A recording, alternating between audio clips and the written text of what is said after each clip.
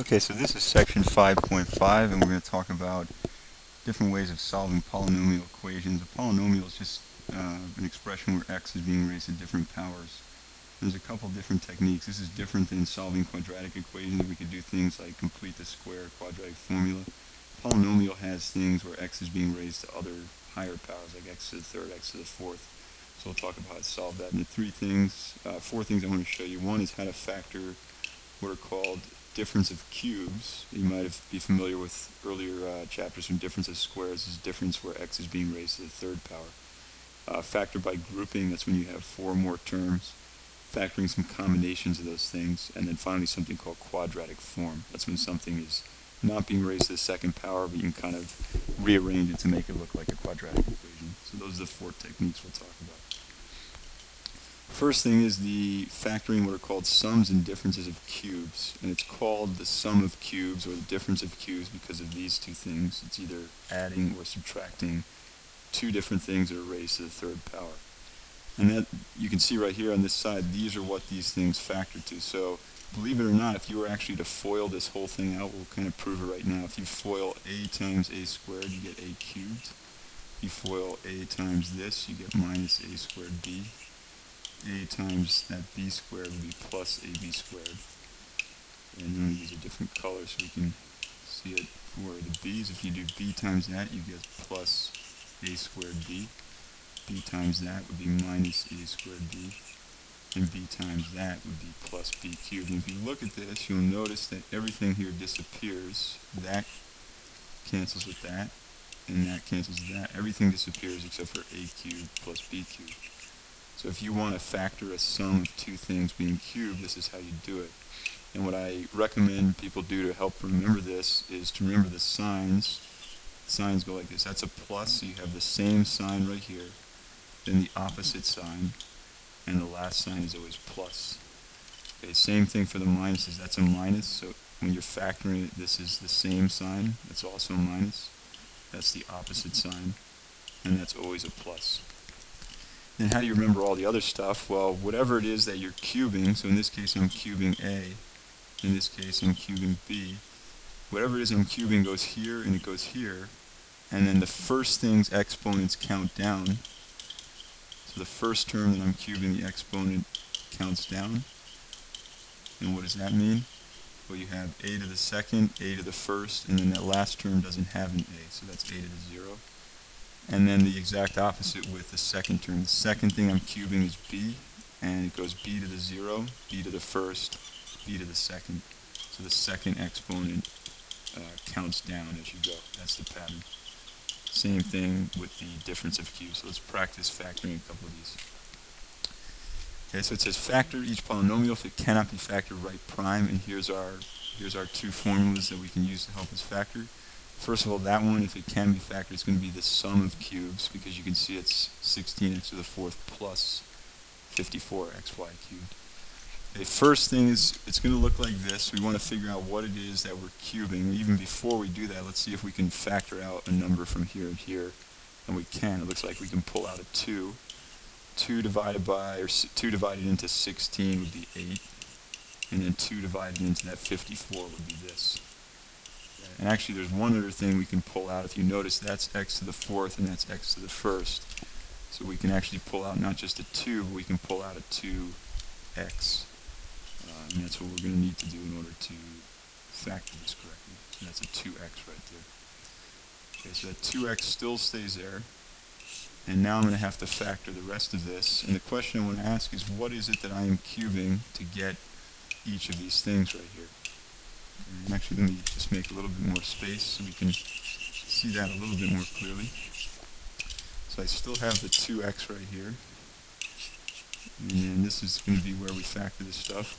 So what is it that I'm cubing to get 8x cubed? Well, I'm cubing the number 2 to get 8, and I'm cubing x to get the x cubed. Same thing right here. What is it that I'm cubing to get 27y cubed? Well, I must be cubing the number 3, because 3 to the third is 27. And if you're not sure where those numbers are coming from, you're probably familiar with the idea of perfect squares. What I'm writing here are the perfect cubes. And usually you really only need to know up to 5. So 5 times 5 times 5, or 5 to the third power. is 125. So if you know those 5 right there, you're in good shape. Okay, so I must be cubing 3y times 3y times 3y to get 27y cubed.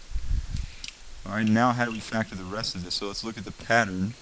And by the way, that 2x is still going to remain in front. It's got to be there the whole time, so that if we did multiply it back, we would get back to where we started. So here's the pattern. It goes over here, it goes same sign, opposite sign, and the last one is always plus. So this is going to be same sign, opposite sign, the last one is always plus. And then the pattern goes, well, A and B right here, those are the first and second things I'm cubing. I'm cubing 2x, so that goes here, and I'm cubing 3y, so that goes there. And then what's the next part of it? This is going to be the first thing I'm cubing with the exponents counting down. So a to the second, a to the first, a to the 0.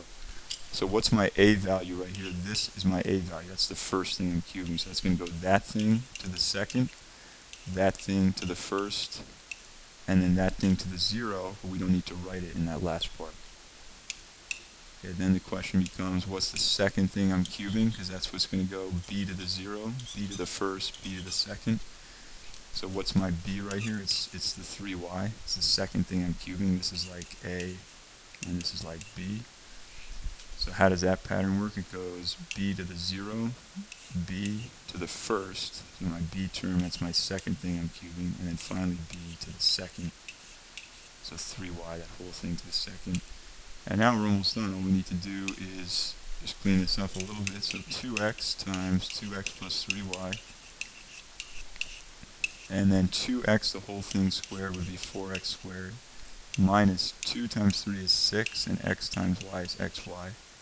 And then 3y squared, 3y times 3y is 9y squared. And that whole thing right there is the factored version of what we started with. 16x to the 4th plus 54xy cubed.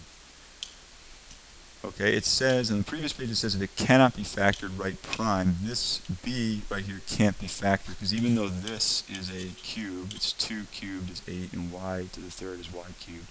You can't cube something to get the number 5. So that's impossible to factor, and therefore we say it's prime. Okay, this one can factor, so let's practice doing this one. This is a difference of cubes, and just to recall that formula, difference of cubed factors like this. Move that over just a little bit. It's going to be first exponents count down, it always goes same, opposite, the last one is always plus. A to the second, a to the first, a to the 0. And then b to the 0, b to the first, b to the second. That's the pattern. So we always start by seeing if we can pull out a common factor. And it looks like the number 2 goes into both of these. Negative 2 goes into both of them. And they also have a w in common. So we could pull out a common factor of negative 2w. If you divide this thing by negative 2w, negative 54 divided by negative 2 is 27. W to the 4th divided by w is w cubed. And then if you divide this by negative 2w, you get positive 125. The w's will cancel, and you get z cubed. So that's where we are. Okay, now the question is, what is the, if you look at this formula, what's the a and what's the b? What's the two things I'm cubing? So what did I cube to get 27? I cubed 3. What did I cube to get w to the 3rd? I cubed w. And then same thing here, what did you cube to get the 125? That's 5 cubed. And the next part must be z.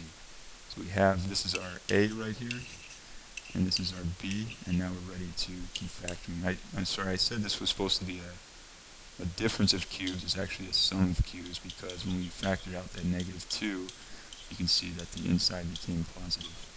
So here's the formula for the sum of cubes. It looks like this. So we still have that negative 2w there.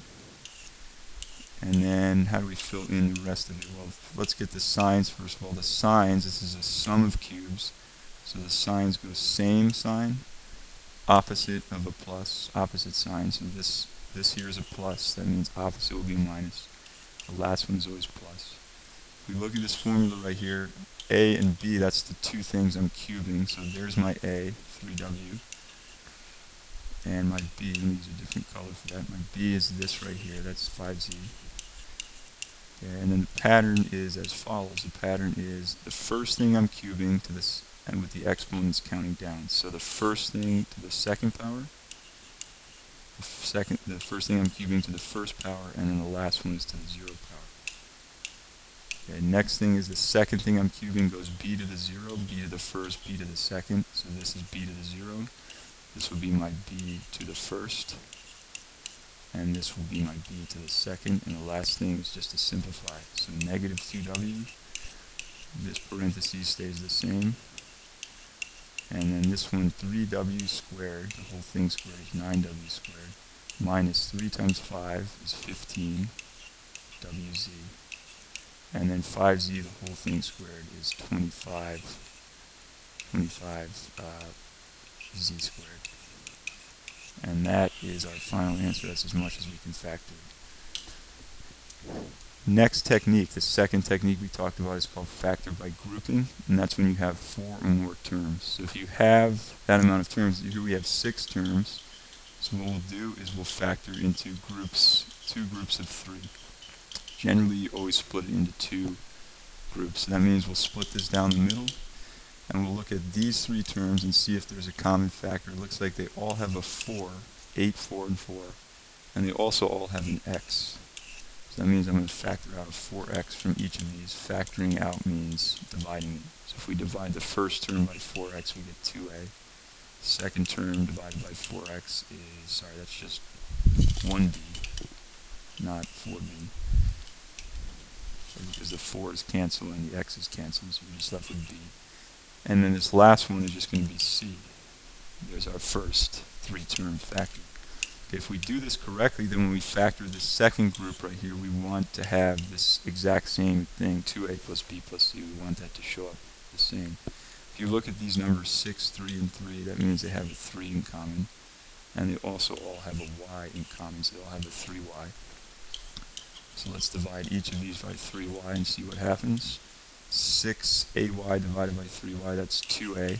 That's a good sign. We're having 2a show up in both parentheses. 3by divided by 3y is b, and the last term is c. And notice we had the same thing show up in both of them. That was our goal. So now what do? Well, this and this, okay, both parts of this, kind of this whole thing right here and this whole thing right here, they both have a 2a plus b plus c in common. Since that's a common factor for both of them, we can pull it out. And then what's left? Well, if we pull that out, that means 4x plus the 3y, those get grouped together in their own parentheses. And this whole thing right here, if you actually took that whole thing that I circled and multiplied it out, you would wind up back at what you started with, those 6 terms at the start. That's how you factor by grouping. Let's do one more. Okay. So again, we have 6 terms, so we'll break them into groups of 3. And here's the thing, sometimes when you look at this, okay, because I'm looking at this right now, sometimes you look at it and you recognize that there isn't, at least in its current form, you can't actually get it to factor. So if you look at that, there's not going to be any way that we can make that necessarily work in its current form, because 20, 16, and 15 don't have a common factor.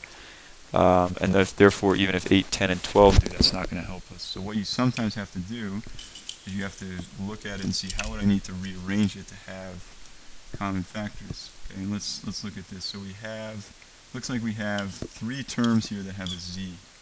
So let's rearrange those 3 terms. We'll put 8z in front, minus 16fz, minus 12gz.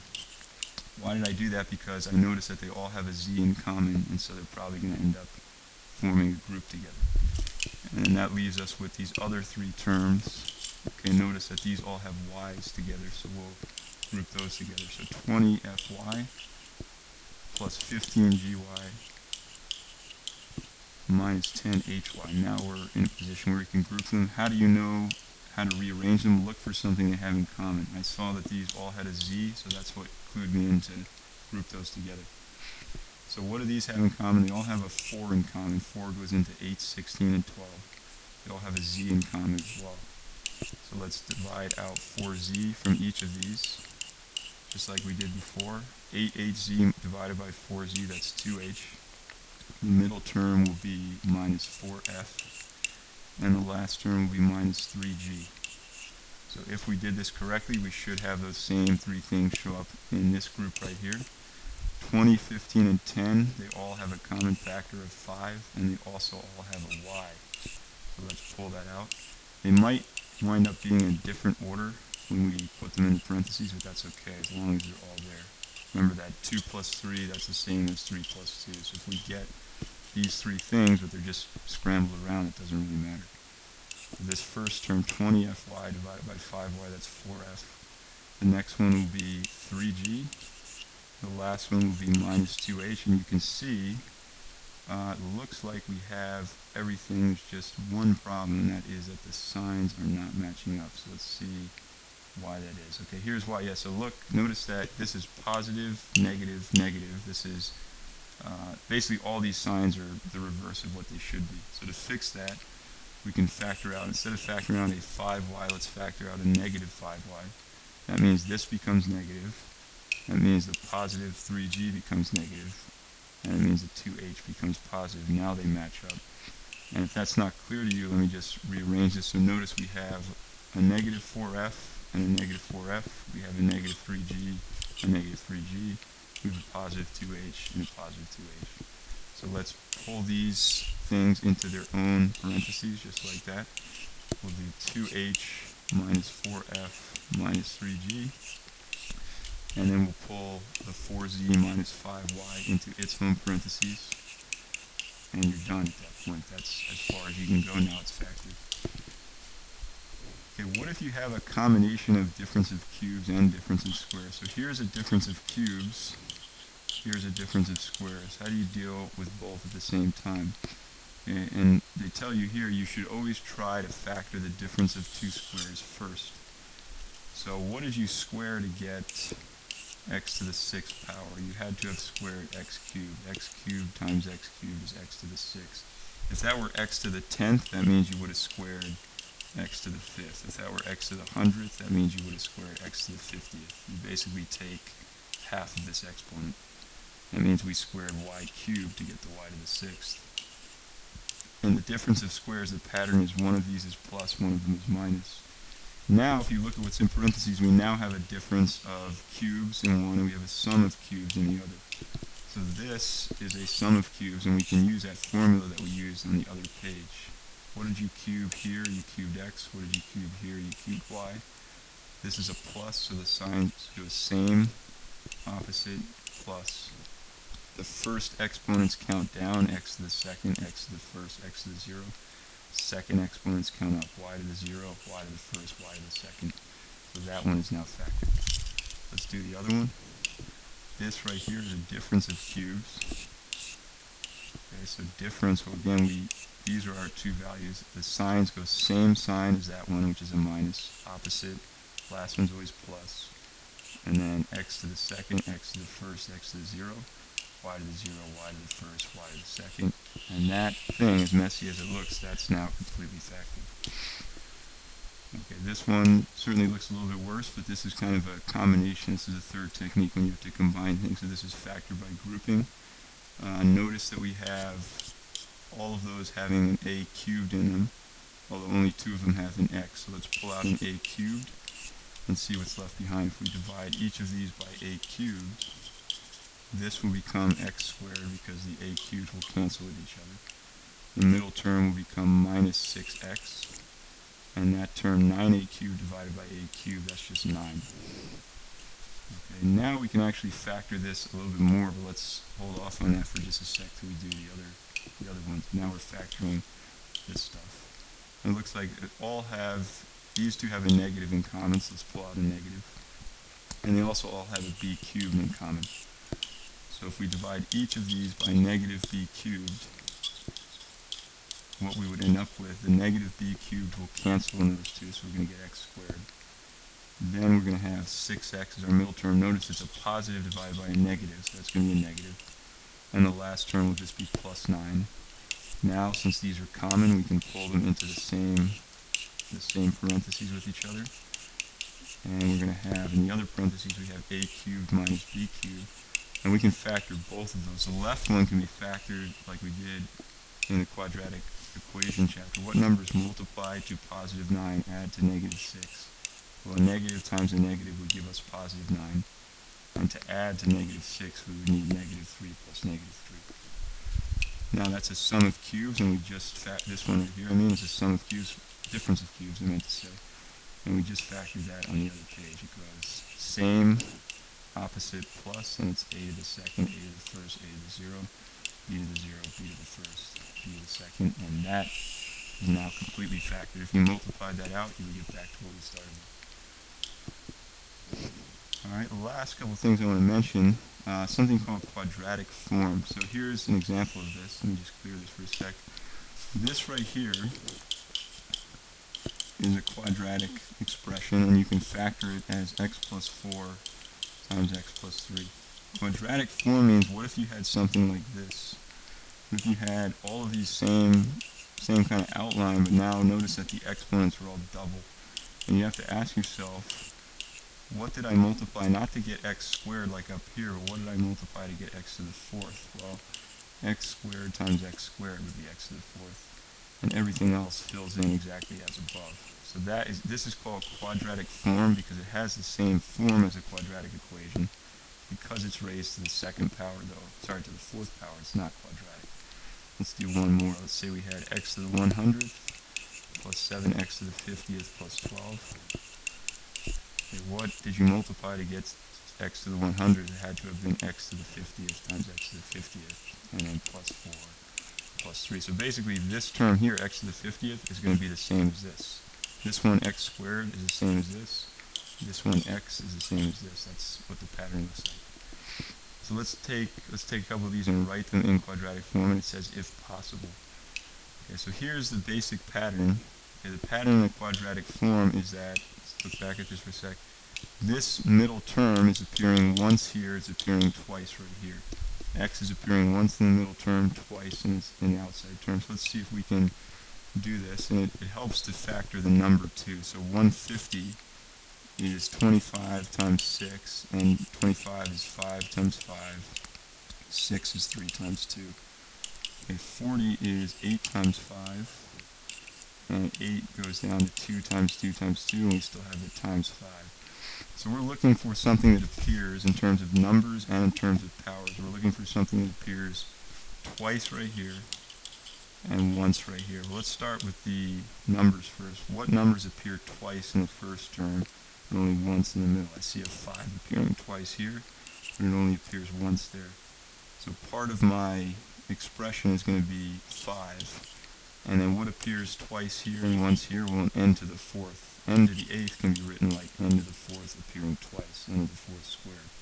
So this, what I just circled, 5n to the 4th, that's what appears once in that first term, but twice in the first term, once in the second term, in the middle term. So let's factor that. So we have 150 n to the 8th, right, plus 40 n to the 4th, minus 15. How can we write that in quadratic form? Well, let's pull out the 5n to the 4th that we just had. And if we divide this by 5n to the 4th, that means we're going to have an 8 left in front. And then I want something to appear twice right here. I want 5n to the 4th. Remember, that's what we found. I want that to appear twice in the first term and only once in the second. So what is this thing squared right here? 5n to the 4th squared is 25n to the 8th. So that's what I need to divide that by. Why am I dividing it by 25n to the 8th? Because I'm trying to write this in a form where something is being squared and then something is being raised to the first power. So I'm dividing by that thing I squared, which is 25n to the 8th. That's 5n to the 4th squared. And when you do this division, 150 divided by 25 is 6. And now this whole thing is written in quadratic form. If you replace 5n to the 4th with a letter, like let's say x, that would be the same as 6x squared plus 8x minus 15. The x is standing for 5n to the 4th. Okay, b, you're not going to be able to do that. If you look for something that appears once here but twice here, well that has to be half of 8, and it's not, so you can't do that one. Number 5b, on the other hand, it is possible, so let's try this one. Let's see if we can find something that appears And so 8 breaks down to 2 times 2 times 2, and 12 breaks down to 2 times 2 times 3. What's something that appears twice in the first term but once in the second? Well, this appears twice here. It actually appears twice here, but we're only going to take one of them because that's the pattern. The pattern is twice in the first term, once in the second. So we want to take 2 times 2, and we also want to take x squared, because x squared is what appears once in the middle term but twice in the second. So that's 4x squared. Okay, so now that we have that, let's just divide each of these. Remember, our pattern is we want it to look like this. We want something being squared, we want something to the first, and then that plus 18 doesn't go anywhere, that's still there. Okay, so this is the thing that's appearing twice in the first term, and yet only once in the second term. So if it's appearing once in the second term, if we divide this by 4x squared, we would get a 3 right here. And then what should we divide this by? We're not going to divide it by 4x squared. We're dividing it by 4x squared, the whole thing squared, and that's 16x to the fourth. So 16x to the fourth, if you divide it by that, you would just get 1/2. Okay, so this is now written in quadratic form. So that's as much as we can really simplify that right there. Can't really go any further. Let's just double check that for a sec. We actually, let's see, we might have made a slight error here. So 8 is actually 2 times 2 times 2. 12 is 2 times 2 times 3. So what you could do here, we took out, sorry, this is supposed to be 2, because 2 is what's appearing once there. So we're actually pulling out a 2x squared, which changes that, and this should become 2x squared. We're dividing this by 4. So that's the mistake. We want to pull out something that's appearing twice here, and 2 is appearing twice. It's only appearing once here. So that only appears once when we pull it out. Okay, the last thing, how do you solve equations in quadratic form? Here's how you do it. Let's just try this one right here. 18 breaks down when you factor it into 3 times 3 times 2. 21 is 3 times 7. So what number appears twice here but once here? That would be 3. And what power of x appears twice here but only once here? That's x squared. So this thing is what we need to pull out. Here's what our outline looks like. We're going to have 3x squared appearing twice in the first term, but only once in the second term, and we still have that plus 3 right here. Okay, and then we need to divide each of these by what we pulled out. So we pulled out a 3x squared. That leaves us with minus 7. And here we don't pull out a 3x squared, we pull out a 3x squared squared, which is 9x to the fourth, and that becomes a 2.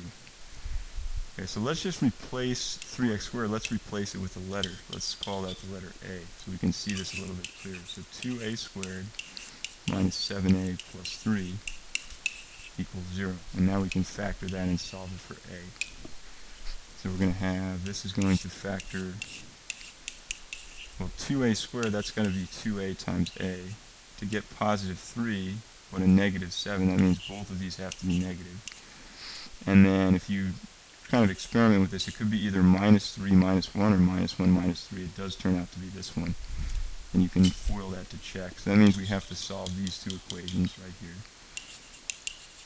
And when we do this, we get a is equal to 3 right here, and a is equal to, you add 1 and divide by 2, you get a equals a half. Here's the problem, a doesn't actually indicate what we want to solve for. Remember that a is equal to 3x squared. Let's exchange that. Let's say 3x squared equals 1/2, and down here 3x squared equals to 3. That's what we're originally trying to solve for. Okay, how would we solve this one? We could divide both sides by 3. Dividing by 3 is like multiplying by a third though. So this becomes x squared equals to 1/6 if you square root both sides. Plus or minus always goes in front because there's two things you could square to get that, the positive and the negative. So you get x equals plus or minus the square root of 1/6. And you could write that as plus or minus square root of 1 over square root of 6. And then it's customary to do something called rationalizing the denominator, which means getting rid of the square root in the denominator.